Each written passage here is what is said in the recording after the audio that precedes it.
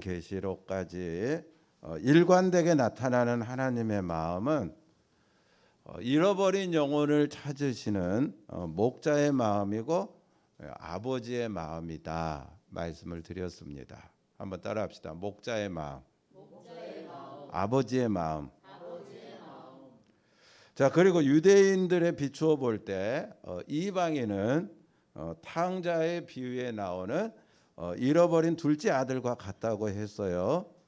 그래서 하나님은 특별히 이제 이방인을 찾으시겠다라고 하는 하나님의 강력한 메시지를 보여주시기 위해 이방인을 대표해서 오늘 말씀해 보니까 고넬료를 선택했고, 또 유대인을 대표해서 베드로를 선택했고, 이 두 사람을 예수 그리스도 안에서 하나가 되게 함으로 사용하셨습니다. 할렐루야. 여기서 첫 번째로 생각할 게 있어요. 왜 하필이면 고넬료와 베드로일까? 자, 여러분 이방인 가운데 뭐 고넬료 말고는 다른 사람이 없습니까? 유대인 가운데 베드로 말고는 다른 사람 없어요? 많잖아요. 그런데 이방인을 구원하는 이 위대한 하나님의 역사에 많은 사람들이 있었음에도 불구하고 왜 하필이면 고넬료와 베드로를 사용하셨을까? 대체 고넬료의 어떤 모습이, 베드로의 어떤 모습이 하나님 마음에 합한 사람이 되었을까? 자, 고넬료는 앞에서 우리가 기도하는 사람이었다 그랬어요. 또 구제를 아주 많이 한 사람이었다고 했습니다. 그래서 하나님이 기억하시는 사람이었습니다.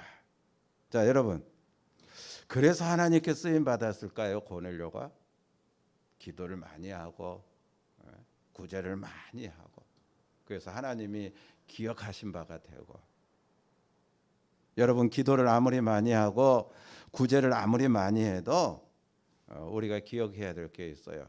순종의 사람이 아니라면은 하나님은 누구도 쓰지 않으십니다. 다시 말해, 고넬료가 특별히 하나님께 쓰임 받은 이유는 뭐다? 그렇죠. 순종하는 사람이었다는 거죠. 그의 순종이었어요. 순종. 베드로를 초청하라는 성령의 음성이 떨어지자마자, 자, 우리 지난 말씀을 상기합시다. 하인들을 곧바로 베드로에게 보냈잖아요. 말씀이 떨어지자마자. 자, 5절에서 8절 읽어봐요. 사도행전 10장 5절에서 8절입니다. 다 같이 읽어보겠습니다.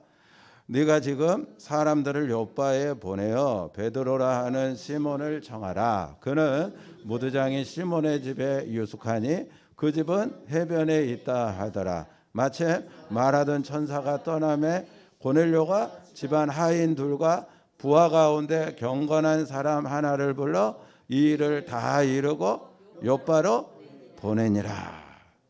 천사가 떠나자마자 하인들과 경건한 부하를 불러가지고 순종해서 보내고 있는 이 고넬료의 모습을 우리가 볼 수 있습니다. 또 여러분, 베드로에게 하인을 보냈지만은 현재적으로 베드로가 올지 안 올지 그건 알아요, 몰라요?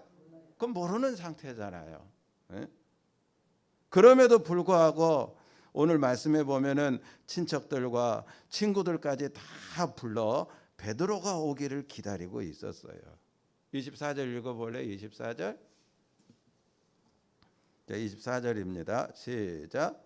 이튿날 가이사랴에 들어가니 고넬료가 그의 친척과 가까운 친구들을 모아 기다리더니.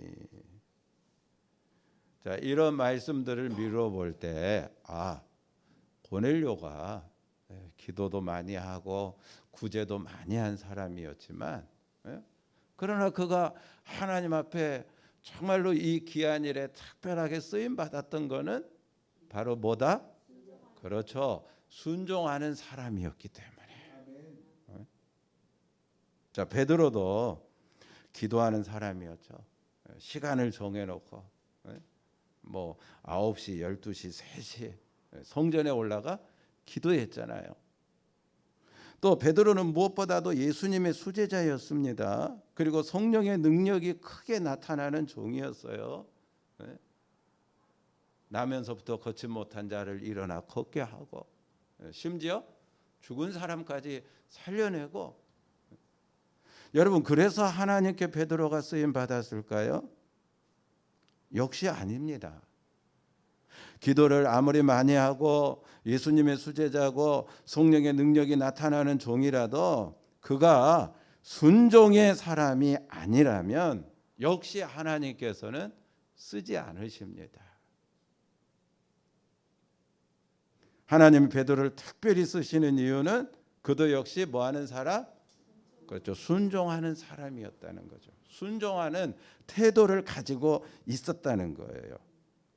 오늘 말씀에도 읽었지만 그 당시에는요, 유대인이 이방인하고 상종을 하거나 또 이방인의 집을 방문하거나 그리고 함께 식사를 같이 하거나, 이거는 유대인의 전통과 율법을 어기는 겁니다.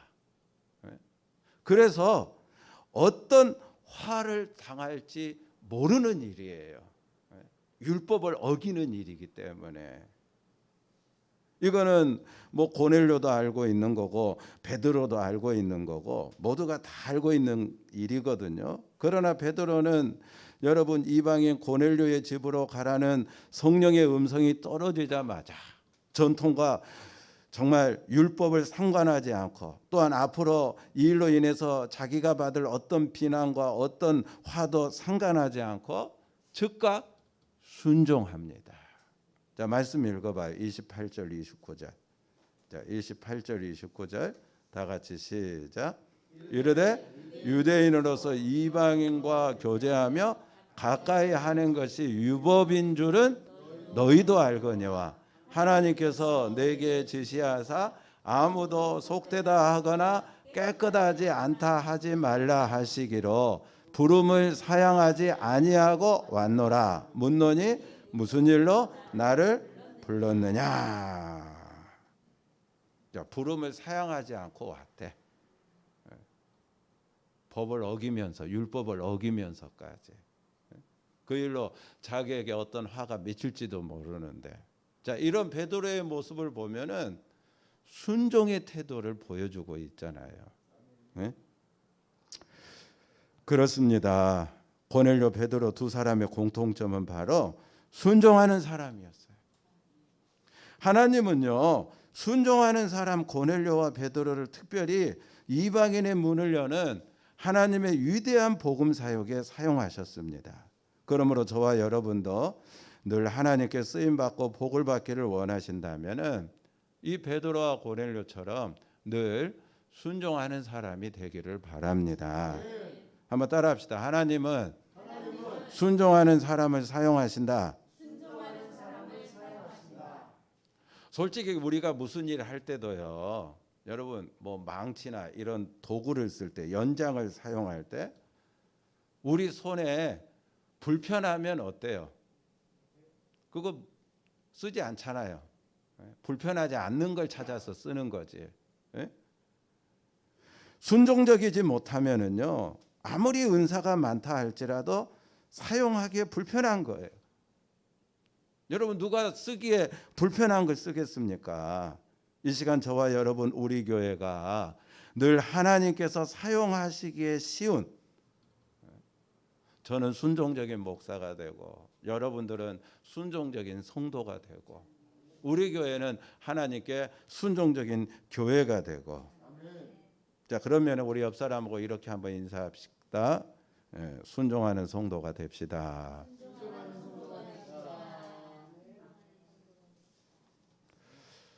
자, 근데 여기서 고넬료와 베드로의 순종을 볼 때요, 우리가 배워야 할 게 하나 더 있어요. 자, 고넬료와 베드로의 순종은 내용을 보고 순종하지 않았다는 거예요. 우리가 흔히 어떤 명령의 내용을 보고 그리고 그 내용 여하에 따라서 야, 이거 순종할 건가 순종하지 않을 건가 판단을 합니다. 내용을 들여다보고 이거는 순종하면은 나한테 좀 마이너스가 되겠다. 이거는 순종하면 나에게 좀 플러스가 되겠다. 내용을 보고 그리고 판단을 하고 순종을 하는 게 일반적이거든요. 그러나 고넬료와 베드로는 말씀만 하옵소서 내가 순종하겠습니다. 어떤 말씀인지 몰라. 설령 나한테 뭐 마이너스가 되는 그런 말씀이라 할지라도 그냥 나는 순종하겠습니다. 그들은 이미요 그들이 순종하는 사람이었다라고 했는데 그들의 순종의 태도를 깊이 들여다보면은 우리가 기억해야 될 거는 순종할 마음을 먹고 있었다는 거예요. 순종할 마음을 먹고 있었다. 그래서 하나님이 뭘 말씀해도 뭐 할 수 있었던 거예요? 순종할 수 있었던 거죠. 순종할 마음을 먹고 있었기 때문에 그냥 말씀만 떨어지면 나한테 뭐 플러스 마이너스 따지지 않고 무조건 S 순종했다는 거예요. 여러분 우리가 사랑을 한번 생각해 봅시다. 자, 사랑도 내가 저 사람 사랑할 사람인지 저 사람 사랑해서는 안 될 사람인지 사람 따져가면서 사랑을 하는 경우가 많이 있는데 그러나 그건 죄송하지만 진정한 사랑입니까? 사람 따라가면서 사랑하고 사랑 안 하고 그건 진정한 사랑이 아니잖아요. 그냥 우리는 사랑하기로 결정을 해야 되는 거예요. 사랑하기로 마음을 먹어야 되는 거예요. 내가 그리스도의 사랑을 입고 그리스도인이 된 이상 그냥 뭐 하기로? 그렇죠. 사랑하기로. 사람 따져가면서 사랑하고 안 하고 그게 아니고 그냥 사랑하기로 결정해야 됩니다. 그래야 저와 여러분이 미운 사람도 사랑할 수 있어요. 기분 좋으면 사랑하고 나에 대해서 그 사람의 태도가 부드러우면 사랑하는 것은 죄송하지만 사랑이 아니에요. 그 사람이 나한테 아무리 악하게 할지라도 내가 사랑하기로 결정해야 됩니다. 용서하기로 결정해야 합니다. 순종하기로 결정해야 됩니다. 그래야 그런 사람까지도 우리가 뭐 할 수 있어요? 사랑할 수가 있는 거죠. 오늘 본문의 고넬료는요 아마 베드로가 오기 전에 베드로가 묵을 방을 깨끗이 청소해 놨을 겁니다. 그리고 하나님께서 베드로를 통해 뭘 명령하시든지 순종하기로 마음을 먹었을 것입니다. 그리고 하나님이 베드로를 통해 내게 역사하실 것들에 대하여 기대하며 사모했을 겁니다. 바로 이런 순종적인 태도를 하나님이 기뻐하셨던 거예요. 그리고 이런 사람은 어디에 있든지 그가 뭐 안양에 있든지 지금 월드컵이 저 중동의 카타르에서 열리고 있는데 중동에 있든지 이 지구에 있든지 우주 저 밖에 있든지 상관없이 하나님의 복을 받게 될 것이고 하나님께서 사용하실 줄로 믿습니다. 그런 은혜가 저와 여러분 우리 모두에게 있게 되기를 주님의 이름으로 축원합니다. 자, 25절에서 26절 읽어볼게요. 25절에서 26절입니다. 다 같이 시작. 마침 베드로가 들어올 때에 고넬료가 맞아 발 아래 엎드려 전하니 베드로가 일으켜 이르되 일어서라 나도 사람이라 하고.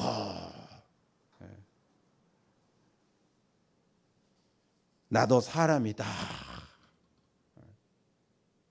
늘 하는 말이지만 여러분 왜 하나님께서 특별히 베드로에게 그렇게 큰 능력을 주시고 사용했냐?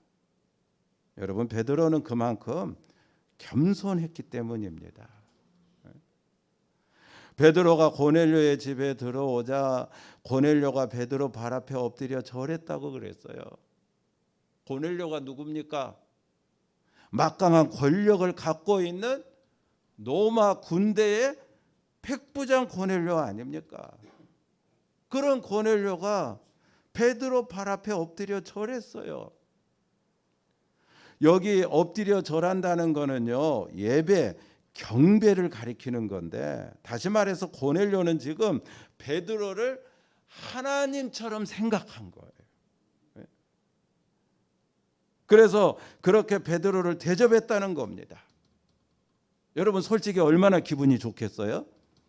갈릴리 어부 출신, 배운 것 없는 가방끈이 짧은 사람, 그런 베드로에게 지금 로마 군대의 백부장이 이런 대접을 하고 있다면, 죄송합니다마는 만약에 제가 이런 경우를 당하면 저는요, 베드로 입장이라면은 그걸 즐겼을 것 같아요.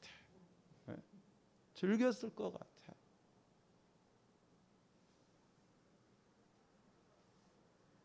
대부분 그러잖아요. 일반적으로 이런 경우를 당하면 모르는 척, 인정도 부정도 안 하면서 그냥 넘어가지 않습니까? 그러나 오늘 본문의 베드로 보십시오. 아주 단호합니다.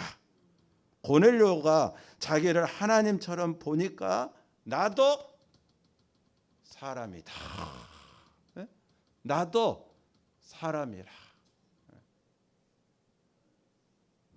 단호하게 외치고 있어요. 나도 너와 같은 사람이다. 나를 하나님처럼 생각하지 말라. 나도 하나님이 은혜 주시지 않으면 아무 쓸모없는 마른 막대기와 같다. 그러므로 나를 보지 말고 나를 통해 역사하시는 하나님을 바라봐라.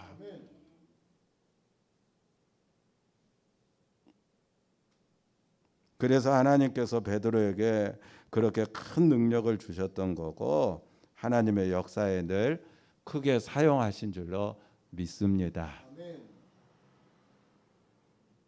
한번 다 같이 우리도 외쳐볼까요? 나도 사람이다.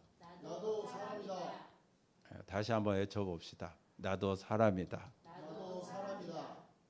저와 여러분, 사람이라는 걸 망각하면 안 돼요. 명심해야 됩니다. 사람이기 때문에 하나님의 은혜를 받아야 되는 거, 하나님께 복을 받아야 되는 거. 사람이니까 무릎을 꿇고 기도해야 되고, 사람이니까 하나님 앞에 예배드려야 되고. 할렐루야. 나도 사람이다. 이 말은요, 우리 큰 교회 목사님들이 해야 돼요. 큰 교회 목사님들 가운데 물론 훌륭한 분들도 많이 계시지만, 교회를 사유화해서 자기가 주인 노릇하는 분들도 있거든요. 그런 목사님들도 뭘 고백해야 돼요? 나도 사람이다. 이 베드로처럼 고백해야 돼요. 나도 사람이다. 이 말은요, 이단이나 사이비 교주들이 해야 돼요. 자기들 사람 아니고 영생불사 하나님이라고 설쳐대는데, 나중에 하나님 앞에 가서 지옥 아래목 심판받아 후회하지 말고, 기회 줄 때 이 말을 자기들 입술로 고백해야 돼요. 나도 사람이다. 날 믿으려고 하지 말고 하나님을 믿어야 된다. 이만희가 그러면 얼마나 좋겠습니까? 장길자가 그러면 얼마나 좋겠어요. 장길자가 누구냐고요? 하나님의 교회 교주잖아요. 어머니 하나님이라고.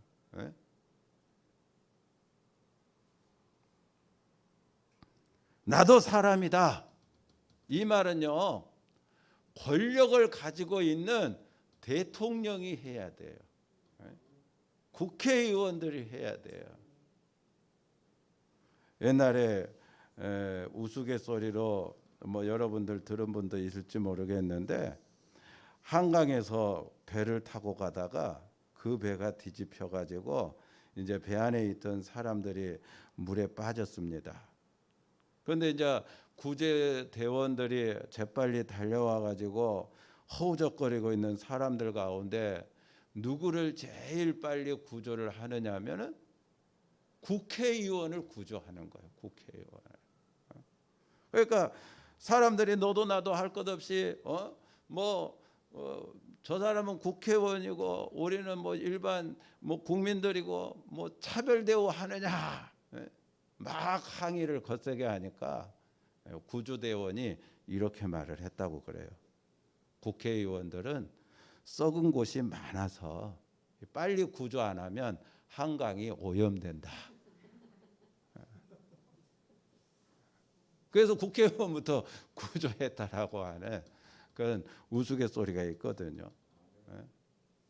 또 국회의원하고 그리고 뭐 수녀님하고 중학교 학생이 경비행기를 타고 가다가 이제 사고가 나가지고 급하게 낙하산을 이제 타고 탈출을 해야 될 그런 위기가 생기게 됐거든요.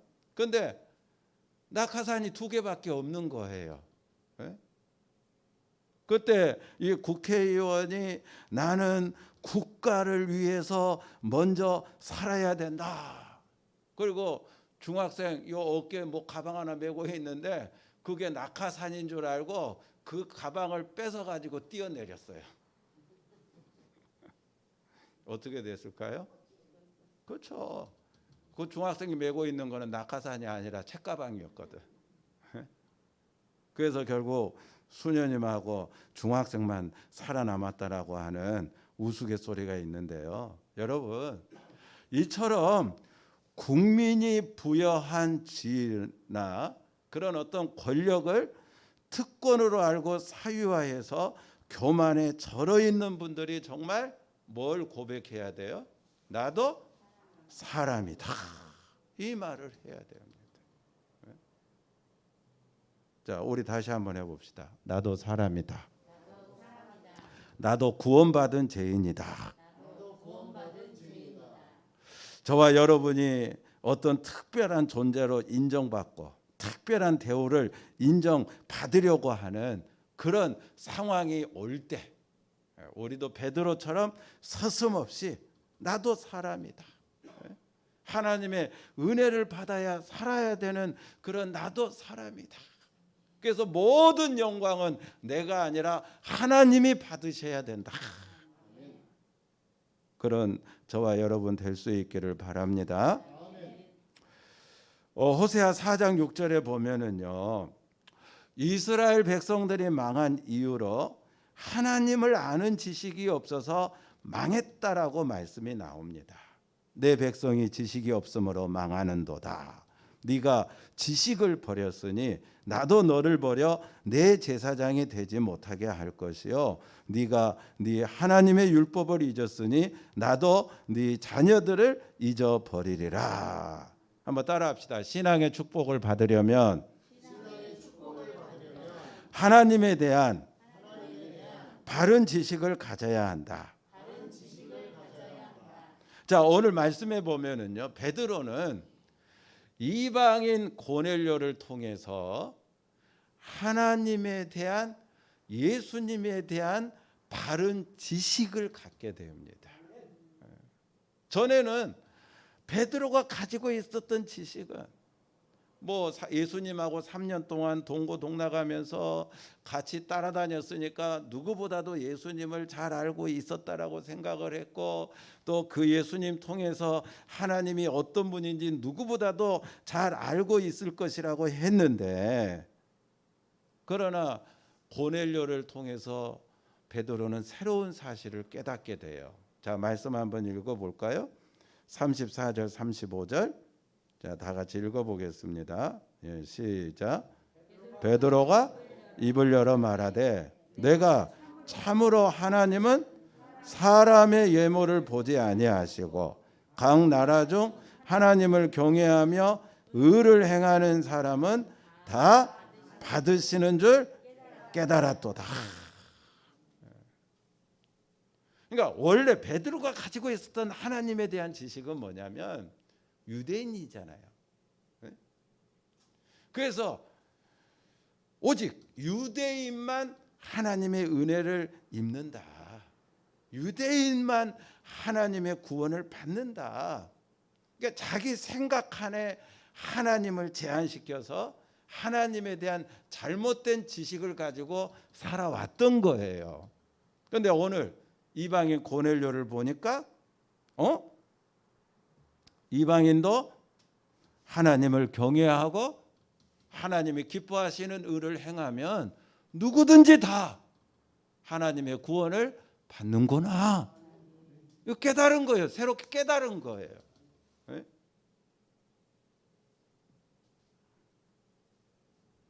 그래서 하나님은 애모를 보는 분이 아니심을 진심으로 깨달았습니다. 네? 하나님은 내가 생각했던 분이 아니구나. 그래요. 하나님은요, 잘 들어요. 내가 생각하는 그것보다 훨씬 크고 훨씬 더 높으시고 훨씬 더 위대하신 사랑의 하나님이신 줄로 믿습니다. 우리는 자꾸 내 생각으로만 하나님을 생각하려고 하는 게 있거든요. 요한복음 11장에 보면은 여러분 나사로, 마르다, 마리아의 이야기가 나오는데 오빠 나사로가 죽는 그런 일이 생겨요. 이로 인해서 마르다와 마리아가 슬픔에 빠졌습니다. 그들은 반드시 예수님이 오셔서 자기 오빠 나사로를 죽지 않게 해줄 것으로 믿었어요. 그건 자기 생각이죠. 네? 그러나 성경을 보면은 나사로는 죽었습니다. 자, 예수님이 나사로 죽은 다음에 이제 찾아오셨어요. 그리고 너희 오빠 나사로가 다시 살 것이다. 그러니까 마르다가 뭐라고 이야기합니까? 역시 자기 생각대로 이야기합니다.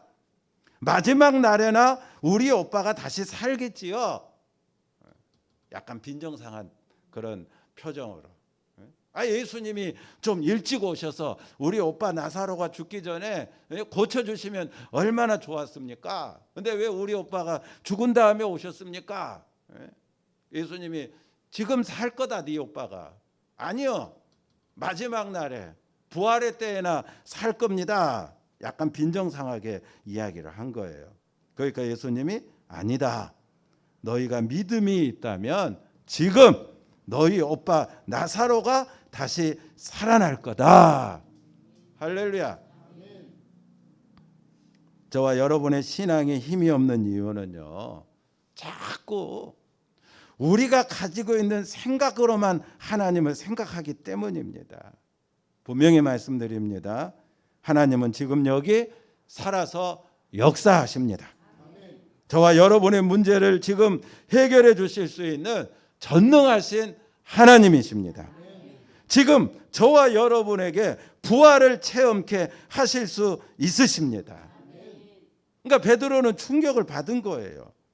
자기는 지금까지 혈통을 중요하게 여기고 할례를 받았느냐 안 받았느냐 그걸 중요하게 여기고 저 사람이 이스라엘인가 이방인인가 그걸 중요하게 여기고 모든 사람은 다 반드시 할례를 받아야 된다라고 생각을 했는데 하나님은 자기가 중요하게 여기는 그 모든 것들을 하나도 중요하게 여기지 않으시고 이방인들에게도 역사가 일어남을 바라보고 야, 우리 하나님은 그런 분이 아니었구나.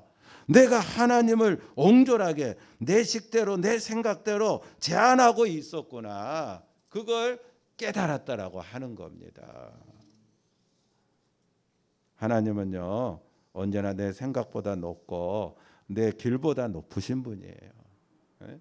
그러므로 여러분의 생각으로 하나님을 제한하지 마시고 오늘도 높으시고 전능하신 위대하신 하나님을 믿으시고 그 믿음 안에 여러분의 마음이 평강으로 주장되어지기를 주님의 이름으로 축복합니다.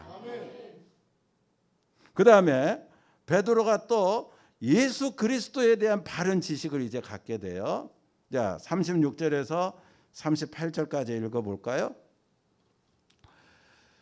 우리가 잘 아는 대로 예수님이 베드로 보고 너희는 나를 누구나 하느냐 했을 때 주는 그리스도시요 살아계신 하나님의 아들이십니다. 그래가지고 예수님 앞에 칭찬도 받고 천국 열쇠까지 받았잖아요, 베드로가.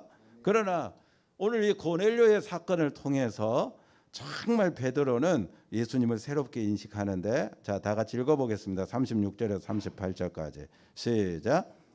만유의 주 되신 예수 그리스도로 말미암아 화평의 복음을 전하사 이스라엘 자손들에게 보내신 말씀 곧 요한이 그 세례를 반포한 후에 갈릴리에서 시작하여 온 유대에 두루 전파된 그것을 너희도 알거니와 하나님이 나사렛 예수에게 성령과 능력을 기름 붓듯 하셨음에 그가 두루 다니시며 선한 일을 행하시고 마귀에게 눌린 모든 사람을 고치셨으니 이는 하나님 함께 하셨음이라.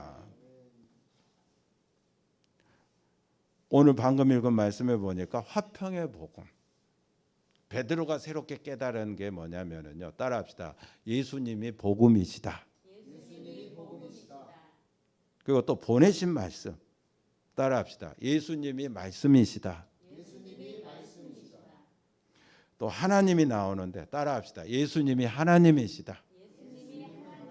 그래, 베드로가 오늘 이 고넬료 사건을 통해서 새롭게 깨달은 게 예수님이 누구다? 복음이다. 복음. 예수님이 누구다?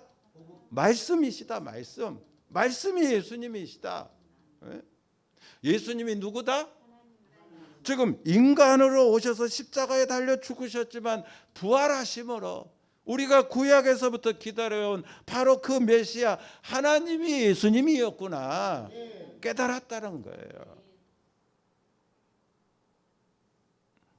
그래서 자 39절에서 41절까지 읽어봐요. 자, 깨닫고 베드로가 뭐라고 말을 하는지 39절에서 41절입니다. 시작. 우리는 유대인의 땅과 예루살렘에서 그가 행하신 모든 일의 증인이라.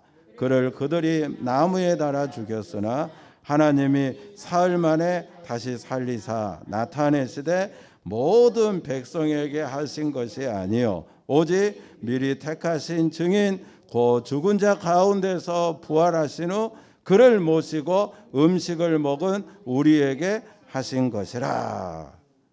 자, 예수님이 복음이다. 예수님이 말씀이시다. 예수님이 하나님이시다. 자, 이걸 깨닫고 베드로가 뭐라고 고백하냐면 그가 행하신 모든 일에 내가 뭐다? 증인이다.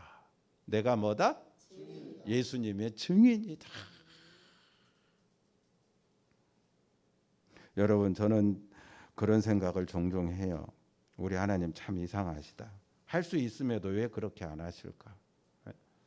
특별히 전도에 있어서 저 사람 예수 믿고 구원받아 천국 가는 게 우리 다 기도 제목이고 소원 아닙니까?